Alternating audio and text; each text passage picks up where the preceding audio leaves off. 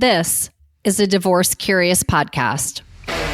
I'm your host, Lisa Mitchell. If you're here, your life and marriage might kind of suck right now, and I've been exactly where you are. At Divorce Curious, we're going to say the quiet parts out loud. We're going to sit in the anger, confusion, and disappointment that you're feeling and talk about what it looks like to go through the before, during, and after of being divorce curious. I'm glad you're here.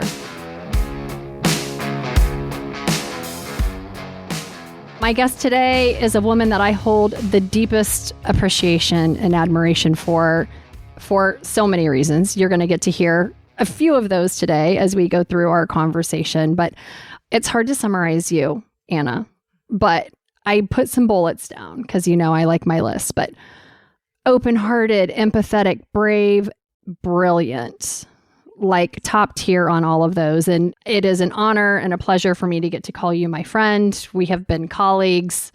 We've had a lot of life together, which is awesome and interesting all at the same time. And so I know that you have had a positive impact on so many people in so many ways, including me. But you also used to walk through the deepest, darkest, murkiest, craziest things with middle school students. Yeah. As a former director of school counseling services. So when I tell you all that this woman has seen some stuff, there is not a high enough pay grade from just even the small tidbits I know about the way that you were able to just take on the role as a trusted adult for so many students. So thank you. Thank you for that. I know you have been a trusted adult in my life, even as a fellow adult on some days. But I have seen even in, how many years have we known each other now? Like relatively short in the big scheme of life. 3 years? Yeah, it seems give like... Give or take, probably a little bit more. Feel like dog years. Yeah. It's been 3 dog years, I feel like, that Anna and I have known each other. And just me seeing you go through your growth and your healing and your evolution. I think you always knew you were good at what you did, but I think from me personally seeing your confidence grow and your autonomy grow and your voice grow and your power grow has been so incredible. And I know that that is not on accident. Like I know the amount of intentionality you have had around your healing, finding your voice, sharing your voice, being brave in ways that most people don't ever have to be brave, and all the kudos, all the appreciation, all the gratitude for that, because it has helped me be braver. Because feelings are not my jam. It's not my favorite thing. They're tough. They're tough. They're easy to ignore. I understand why people do that. Yeah, but you have graciously given me the space and grace to just show up and feel how I want to feel. So thank you for that. And for everybody joining us today, you're lucky to be here. And I don't say that in a way to be like braggadocious or conceited, but I'm saying that because I don't really know exactly what's going to come out in this conversation. Me neither. So, but I know there's going to be a lot, and I know it's going to really help a lot of people. So Anna, all that to say, I could not be more thrilled that you're here today. Thank you. No, thank you so much for having me on this podcast. I know as soon as you started this, it just was like a light bulb clicked in me that if my mom or any of my friends and loved ones that have gone through divorce had a resource like this handy, it would have made a very challenging decision a little bit easier. It would have equipped people with the tools that they needed to make the best decision for themselves and their families. And I was reluctant to come on here at first because I have never shared this story in this way, in a way that's in a narrative format, in a way that is very much from my perspective and my truth. So I was nervous. And then a couple of life things happened and I had a couple of transitions, and I sent you a text and I was like, you know what? Let's do it. Let's lay it all out. So thank you for having me. Thank you for trusting me to be here and choose this format. I know you and I have spent, I don't even want to know how many hours over the course of our friendship co-conspiring on how to do life and how to manage all the challenges. And I think one of the things that has been most helpful to me is your perspective as a child who grew up in a long-term divorced household. By the time you came along in your family tree, you didn't get a lot of time in a dual parent household, and me being a mother of a daughter who was living through a very different yet kind of similar experience, and wanting to just farm all of your brain and memories of like, how can I do this in the least damaging, most helpful, healthy way as I navigated being a single mom. And your perspective as a child who lived through it was like so informing for me and just so helpful. So just thank you for always being willing to like, because I know it's not always fun to talk about, but you were always so generous with your perspective. So as a mother trying to just not screw everything up, your advice was gold for me. So thank you for that. Well, thank you, Lisa. You're doing a great job. You're a great mama. You actually hear a lot. If you haven't listened, I have an episode recently that I did with my own daughter. Yeah. A retrospective of my daughter's experience as a child of divorce. Mm-hmm. I listened to it. It was so beautiful. At age 19. And boy, if that wasn't terrifying, but I would hope. And kind of seeing how you have embraced and managed your story was part of what gave me the courage to like dive into hers that way. Because it's terrifying as a mom to get real-time feedback from the most important thing in your entire life. And I know you have been on this journey with your own mom. Yeah, I was just on the actual phone with her on the way here, on the drive here. It was about a 40-minute commute up here to the north side. And I spent some time talking with her last night and, spent some more time talking to her today about just what I plan on discussing. I had some questions about timeline because my childhood is a little distorted in some spots. So I had even in the last 24 hours, I learned some new things about my story. So I'm excited to talk about it. How beautiful though, that from the mom point of view, right? Like I think there's always a little bit of fear, and there's fear of having done everything wrong. Cause that's just a fear you get when you're a mom, period. But I think also then knowing that your child has come to a place where they really care about your story, because we're just so selfish normally, I think, as humans and kids, and you don't even realize your parents are real whole adults with problems, not just people there to take care of you. Yeah. I'm 31 and my mom had 4 kids at this point, and I cannot imagine. So I think it's just such an interesting thing when you start to be able to have those deeper, I guess, more understanding conversations. Yeah, I think the veil is thin between daughters and their mothers, but there is a veil there. So yeah, I agree. And I think part of that is out of hopes of protecting each other. I mean, even the things you don't share with your mom, the things your mom, because you don't want to share things that might hurt her, and she doesn't want to share things that might hurt you. And so it's all well-intentioned, but there is still that degree of fear. Yes. Yeah, it's vulnerable. It's vulnerable to tell your story. And I have found, I've already implied, I'm the youngest of 4. So by the time I came around, it was already a well-established family at that point, and I came into the picture. But because of that, my 3 siblings and I and my mom all had a shared experience, and we all had very different experiences. So it's been fun kind of seeing where we overlap and also where we are very different. And I think that's the paradox of siblings is you may grow up with the same people or in the same environment, but your experience is completely unique and different. Yeah. And then your relationships, the way you approach your relationships in that family are completely different and sometimes make no sense to each other because you're oh, well, everything was the same. And it's no, my friend, everything was very different. Because what's the age gap between your oldest sibling and you? My oldest sibling is 8 years older than me. Okay, so that's a lifetime. My sister is 8 years older than me. My brother is 7 years older than me. So my mom and dad had two under 2. And then Mary came 3 years after that. So she's about 5 years older than me. And so it is an 8-year, 7-year, 5-year age gap with my siblings. I'm the baby. You all had very, very different experiences. So I would, by default, then assume there's a marked difference in your perception of the situation having had the least amount of time in that dynamic versus maybe your older siblings that had more time.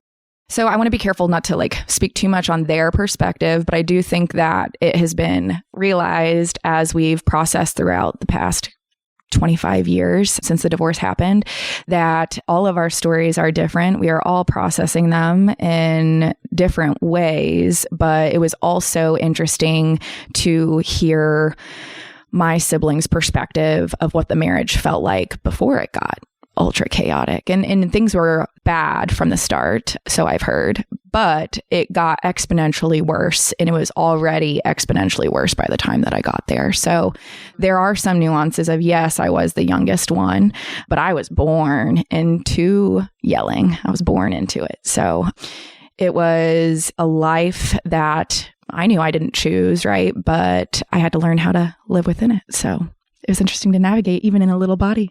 Yeah, it's like the pro cons of being the youngest. You were in it the least amount of time. So you don't, I guess maybe you don't have the grief of having seen it go from good, and I'm using good in quotes. Yeah, definitely quotes. Good to chaotic or bad. You didn't have that experience that your older siblings did, but you just never knew the good.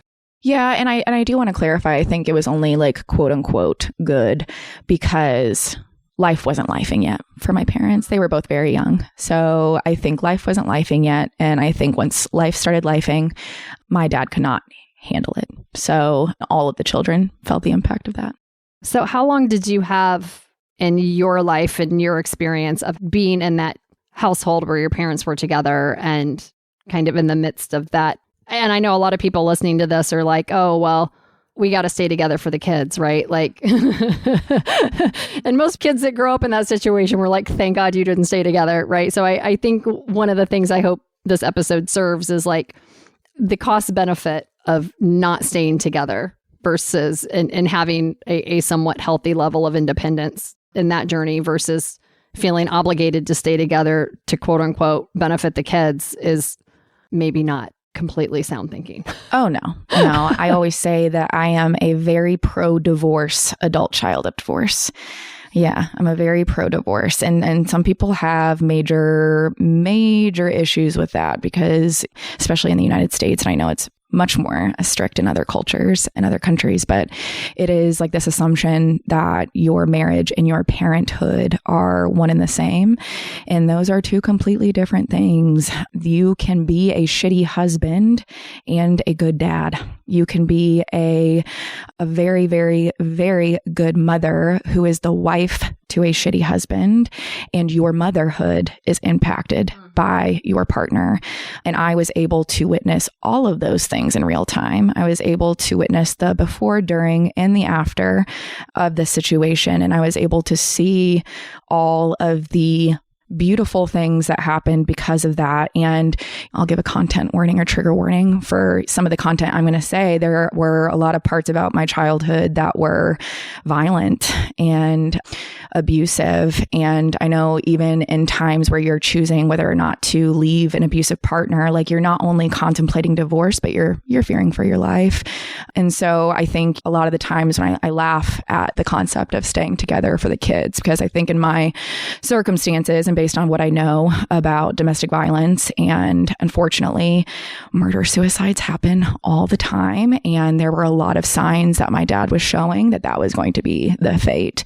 And I not seen my dad since I was 7, and that's going to be probably brought up in this conversation. But I was 6, newly 6, when they got divorced. It was February of 2000. So this February of my kindergarten year, aging myself. I know some people are like, you're such a baby. But I was in kindergarten, February of 2000, and my mom filed for divorce. It was final by April. And then my dad left beginning of the school year of my 2nd grade year. So it was August of 2001. And if anybody knows history, what happened a month after that? It was 9/11. So a lot of things happened for my little kindergarten, 1st, 2nd grade brain. Yeah. It was a lot to handle. And you had a lot of awareness brought to you. Yeah. All at the same time. It was messy. And I'm grateful for, I told my mom this on the phone directly. I'm grateful for how she handled it, and especially my perspective, because I loved my dad. I was such a daddy's girl. So it was interesting to experience it and be conscious to it as a 6-year-old in a 6-year-old little body, but have the same body that I have now as a 31-year-old and look back and think, damn, she was 6 years old. She was 6 years old trying to figure out what was going on. Well, I think it's part of the work that I see and you do so beautifully is being able to appreciate that experience. And you think a child experiences that, at 6 or up to the age of 6. And then we wonder why there's behavior issues and why there's regulation issues and why there's behaviors and attitudes and mental health challenges in middle school. And I saw a lot of similar stories with some of my middle schoolers and some of the things they were processing. And yes, the middle schoolers were 12, 13, 14 as they were going through some of this processing, or in real time at the time. But it was interesting to talk with them about the overlap that I saw in my own story was the almost, prison is a very strong word to say, but the prison that it feels like of being a child in a home, that you have a high control parent who has a lot of high expectations for their children and their spouse. And you see them be hypocritical or contradictory to what they are demanding of you. And you have to sit in the discomfort of regulating them and making sure that they are good, while also knowing deep in your heart that they're being a hypocrite. So that's really tough. It's a prison. So I experienced a lot of that in my younger years. Yeah. And it makes perfect sense why then the anger builds up and the resentment builds up, and why the opposition to authority builds up, and why the insane sense of justice builds up, right? Yeah. It's all been rooted in you by what's been demonstrated. Well, it's just like when you're a little kid, I think sometimes you don't get to have that voice that you need to be able, like when you're a little kid, and I'm sure you can think back to when you're a kid and think of certain circumstances. Sometimes you look around like, are all of these people, like, are they not understanding that this doesn't have to be that difficult? I remember thinking as I was experiencing, because I was the youngest, so there would be various times where I was 3, 4, 5, up late at night with my parents, where my dad is just yelling at my mom. He was an alcoholic. That's another major thing in his alcoholism.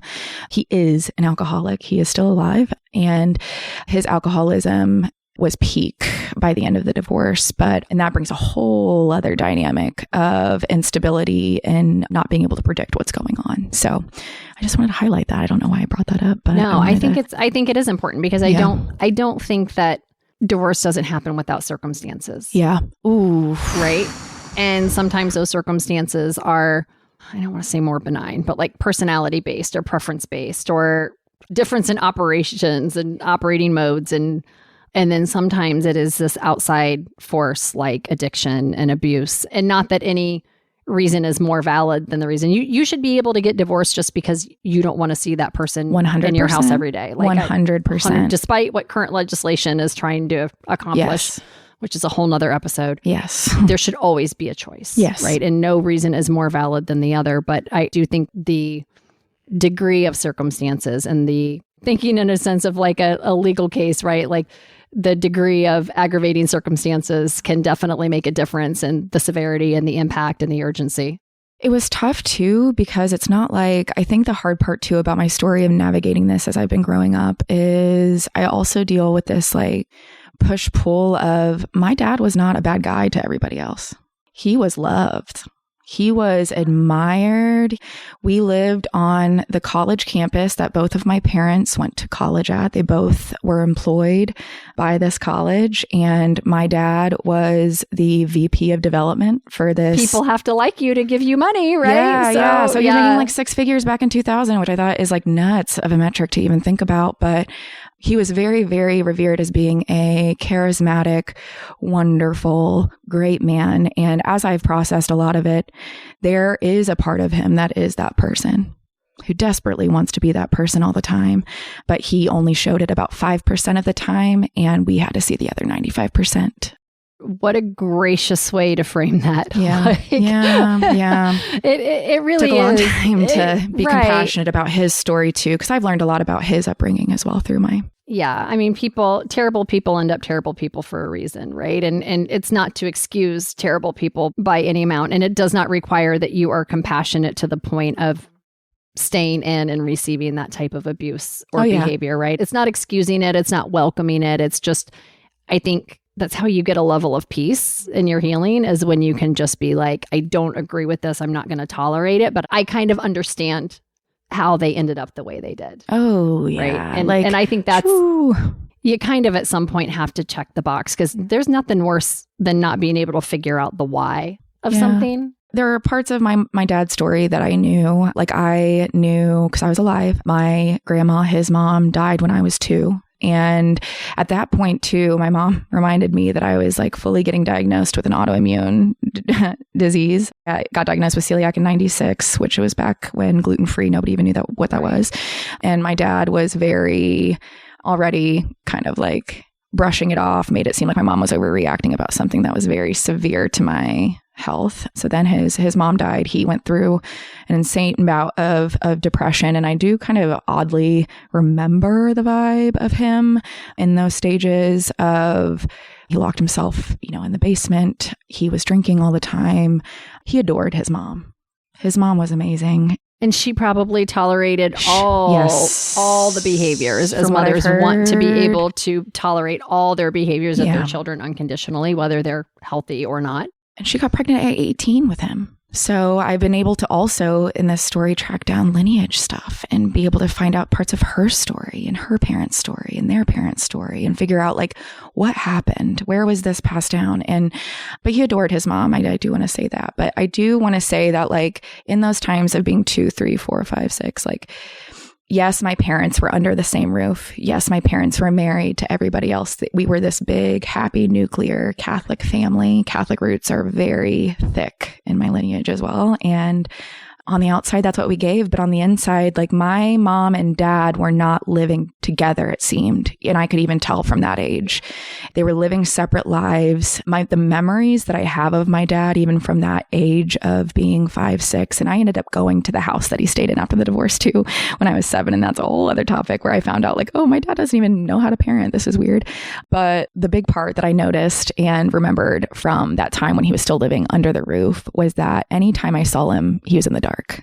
It was dark. He was alone. Oh, like literally, like environmentally in the dark. Okay. Yes. Yeah. Yeah. Not metaphorically or mood, I mean, but like probably all of the above, yes. But he was struggling. Like I see him as this really scary guy. And Lisa, he was threatening. He was physically violent. He was an alcoholic and he was terrifying. I was terrified of him. But anytime I try to find him or search for him, or he was just always in the dark, holding a beer, watching the TV, and sometimes when I would talk to him, he was calm. Sometimes he was erratic. There were parts of him that were super playful that I would always try to find. And I couldn't really find him all the time. It was hard for him to access. And he was 39 then, which is so weird. I'm 31 and my mom was 36 when she got divorced. And he was 39. And I just think how much of life that he lived in this family. Like, my parents were together for 15 years before they got divorced. And he lived in our town for a little over a year and then he left and that was it. Well, I'm so sorry No, thank you. I mean, I know that even the painful parts of your story, you somehow have been able to alchemize into something that is healing to others and beneficial to others. And I think it gives you like just such a heart of compassion for other people that are in situations that are extremely difficult and dangerous and hard. And it sucks that that's the origin story that brought you to the ability to be that way. But I do want to say like a metaphor I use a lot. And I used the same metaphor with the students that I was a school counselor for. And, I saw thousands and thousands of students, which is so nuts. But I said, like, when you're born, you get dealt a hand of cards. And some people have a fucking like the best hand in the world and they don't even realize it, right? But then sometimes you're born with a really just shitty pair of cards. And I spent a lot of my life hiding 3 cards behind my back and only holding 2 cards in my hand and trying to make it work, right? Like just trying to figure out, like, I'm going to try to figure out how to make this work with these 2 cards. But a big part of my story is accepting the cards that I was dealt. Understanding that, yes, my dad leaving was definitely and still continues to be the biggest trauma in my life for a variety of reasons. I got diagnosed with complex PTSD last year. My attachment style that I had from childhood from my father's parenting I've walked right on into abusive relationships. I've walked right on out of abusive relationships. And the out part is the most important part, right? Because that's my mom. Proud of you. Super proud of you for that. But that's my mom. My mom leaving, it saved our lives. And it was so courageous and it was so scary and people did not treat her well. Was there a time that like you were angry that your mom left, or was it more just because you had the incredible insight that you had even at such a young age that you were like just like more grateful for it, right? Or relieved by it? I was never angry. And I can say with certainty and speak for my siblings that none of them were angry either. Interesting. We were all relieved. I got to witness my mom wear nail polish again. Oh, I got to witness her listen to Metallica as loud as she wanted. And she mowed our lawn. She did all this stuff. She figured out how to do it on her own. He didn't pay any child support. We were the highest debt in Indiana for child support owed. And we didn't have money growing up. My mom figured out how to do it. And it was really hard for her. And I think I just hold on to that relief she felt all the time. Because I cannot imagine having my 4 babies under a roof where I'm being threatened, they are being threatened, nobody knows, and I need to try to figure out how to save ourselves. And I can't imagine the amount of courage it took. I do know that, and I feel comfortable sharing this, I have had to, as an adult, help my mom understand that she made the right choice based on some of the things that we've had to go through as adults based on my dad's behavior, my dad's parenting, and my dad's continued, like, he cyber stalks all of us. That is the creepiest part. I remember the first time you told me that you hadn't seen your dad since you were 7, but he sees you. Yeah, he sees us and he lets us know. He added me on Instagram last week. That is some psychological torture bullshit, man. And he last week? Mm-hmm, last week. I'm 31. And he has messaged me. I mean, I've blocked him so many times. That's the funniest thing is block. I'm like, yeah, that's what I do. He figures it out. I mean, he's very, very, very smart. But yeah, he posts on his Facebook that he is involved in our lives. He wishes us congratulations when we have stuff in the paper. Is that appearance, man? That public persona. He can't have the facade crack. The one thing that he will never, ever, ever get, and this is something that I've had to understand even through the fear of his cyber stalking and accepting the courage that it took for my mom to leave amidst the being 2000, being a woman going through divorce with 4 small children in a Catholic church. And we were in Catholic school. That's a whole other topic of conversation for another episode. Your lack of shame and blame. And yeah. Moving to public school was like the best thing I could have done. Religious trauma on top of family trauma. Why not? Yeah. My mom transferred us to a public school like 4 years after the divorce. And it was the best thing. So I was like, wait, like normal half people. of us are coming from divorced parents, and a lot of these people had way worse stories than me. So it was a lot easier to feel like I belonged. I think I lost a lot of sense of belonging after the divorce. I think that's the biggest thing that I took away kind of from your podcast with Kirsten of like having divorced parents versus having parents together. It's different to not live a life that's the status quo. But the biggest thing that I've had to understand with my dad not being in my life, but very much being like the boogeyman, the Oz behind the curtain, and always having eyes on us and letting me specifically know it, is that there are parts of me, because I got so bitter, I was so angry, I was probably 20 and 21, and people that were around me during that time, they witnessed a lot of my anger towards my dad because of the things that he was posting on behalf of me or whatever. But the one thing that helped me, and my brother reminded me of this, my siblings reminded me of this, my mom and my mom's partner, who she's been with for 19 years, he did not see me win my cross country meet. He does not know what my laugh sounds like. He did not see me walk down the stairs in my prom dress. He did not hold my hand. He did not do any of those things. He does not know me.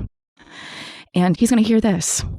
So he's going to hear this, but he does not know me. Hey, Dad, fuck off. Leave her alone. Yeah. It's not your prize to claim, my friend. She has done this on her own. And he does pay child support now. He does pay my mom $300 a month and has been court mandated since he got arrested. And that was partially from my brother's attorney. But he did get arrested for evading child support That's for what we call 10 plus the years. Find out phase. It was fucking around. And that was in 2017. Yeah. And so to go 17 years of this man being like boogity, boogity, boogity, to then PI going to find him, getting him arrested, bringing him back to Jefferson County Jail, bringing him back down there. And he was like at the jail. And so I'd like walk by the jail and be like, my dad is in that building. My dad is in that building. So he was forced to pay my mom for 3 years from 2017 to 2020. By that point, my mom goes, oh, my kids are out of the house. Right. I needed this back when my kids needed milk. Yeah, right. I was sending Anna to go dig out quarters underneath the car seat. Right. Well, your dad's already heard what I think about him, but I have not given your mother the kudos and appreciation. And I think her name is tattooed on my body, for the record. I mean, as it should be. My daughter's name is tattooed on my body, right? Like it's just a thing. And that struggle, unless you're in it, you don't understand it. Yes. And now I'm going to get emotional. Please. But I just have the highest regard for your mother. I never struggled that way, but at least financially. And I had more support from my family. And I only had one kid. She's expensive, but I always joked I would never have more kids than I could take care of on my own. And I can't imagine what a monumental sense of obligation and guilt and sadness and frustration. I mean, as a mom, all you want to do is give your kids everything they want and need. And even when you have the most humble children ever, like my daughter is so humble, like that girl never asks for anything. Like she argues with me when I try to give her an experience or do something nearby or something. Like she's just so humble. Bless her heart. Still ask to get something expensive on the menu when I'm out to dinner. So yeah.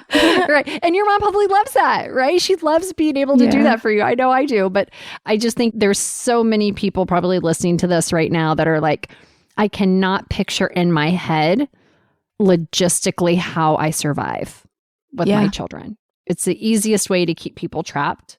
There's so much financial abuse. There's so much rampant. Systemic aversion to single mothers, and getting resources and support and protection in some cases is harder than ever.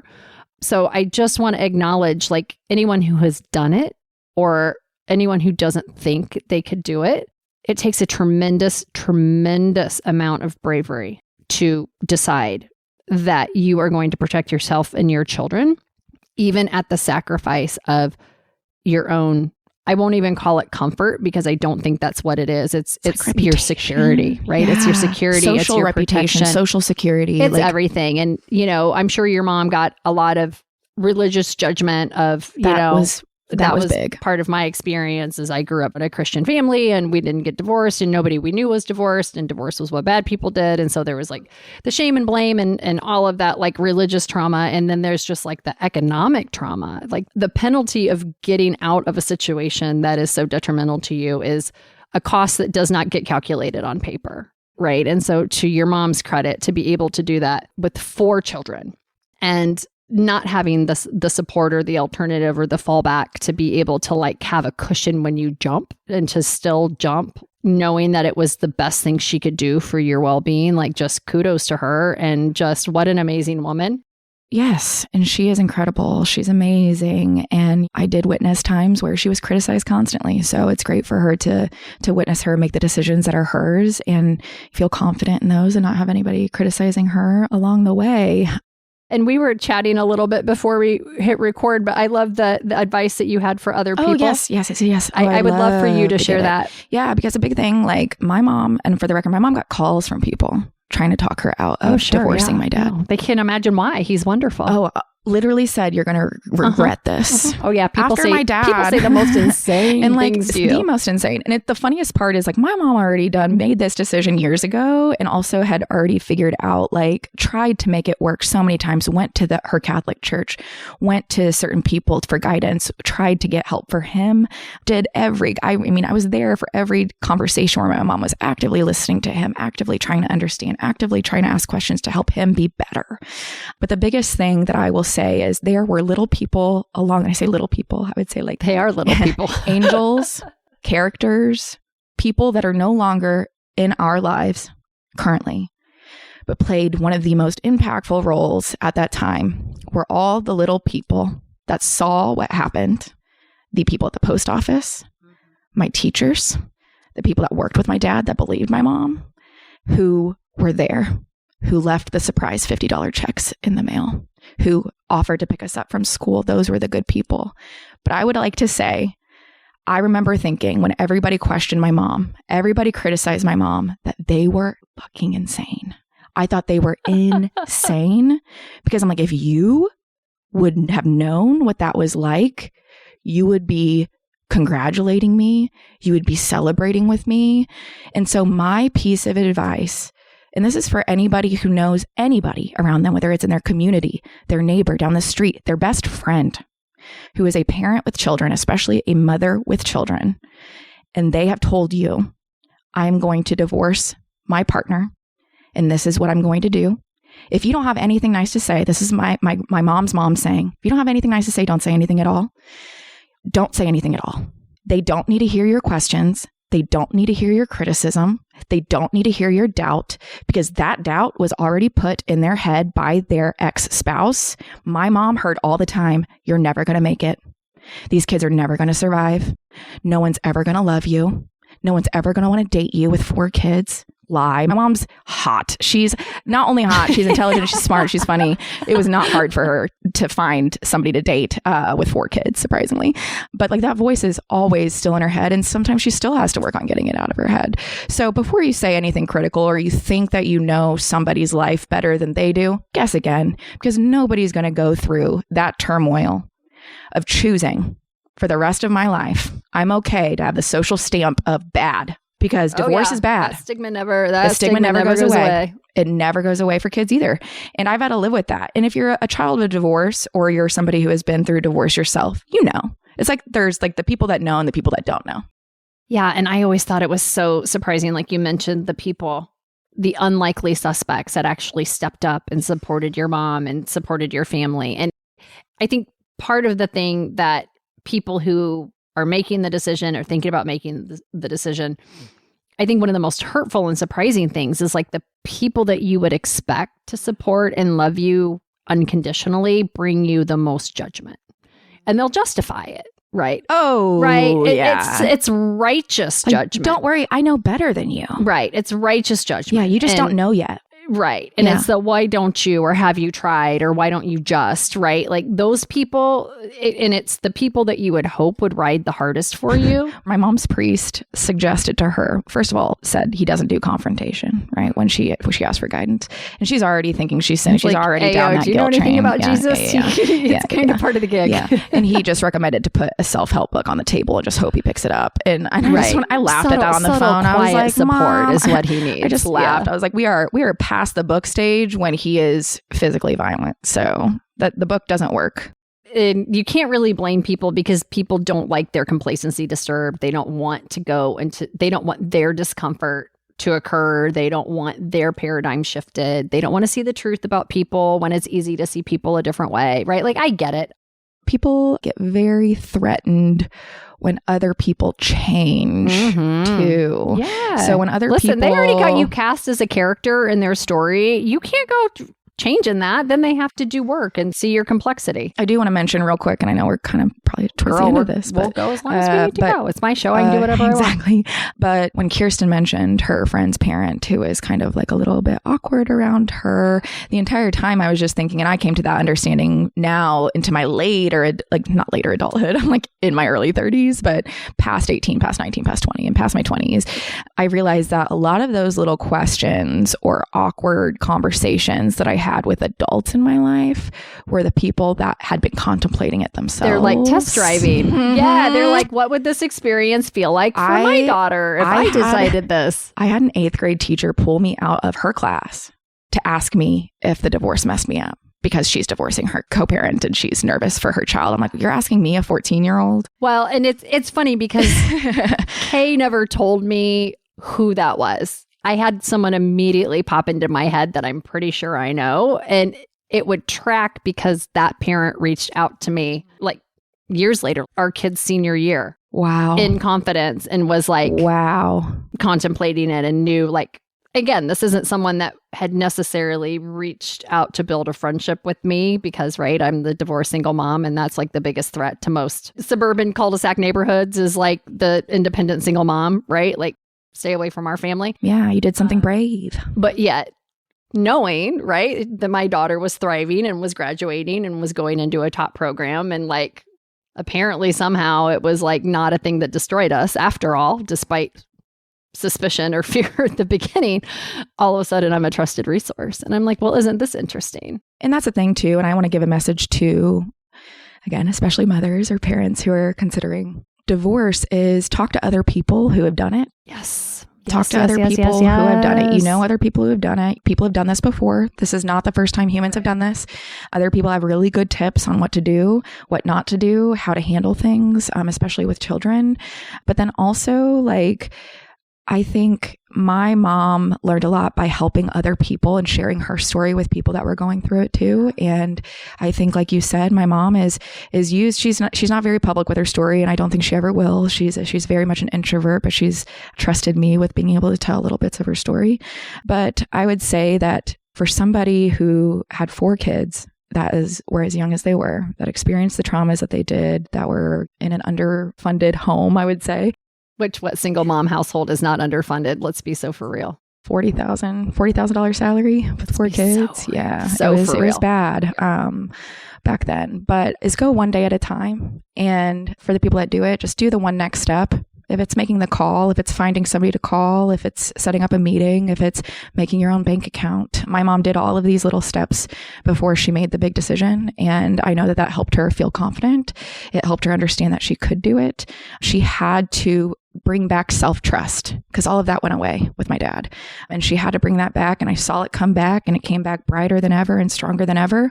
And there is going to be a time, whether it's 5 years, 10 years, 25 years, which is where I am right now, where you're going to see that it was the right decision. It may not be the next day. You may experience your kids going through a lot of processing, and you're going to think, did I make the right choice?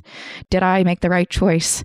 And all 4 of us, all 4 of my mom's children are alive. We made it through college. We made it through grad school, law school, PhD programs. 2 of my siblings are happily married. We're healthy.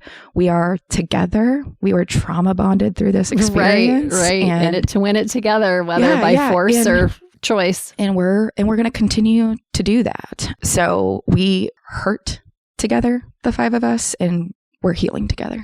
So with or without him.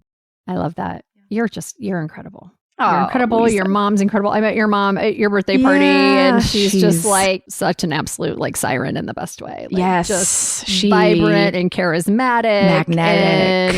And she just doesn't even know. I get it. Your mom has got it going on. I love her. Yeah, she's incredible. If she ever wants to come on, she's got an open invite anytime. Okay, I'll let her know.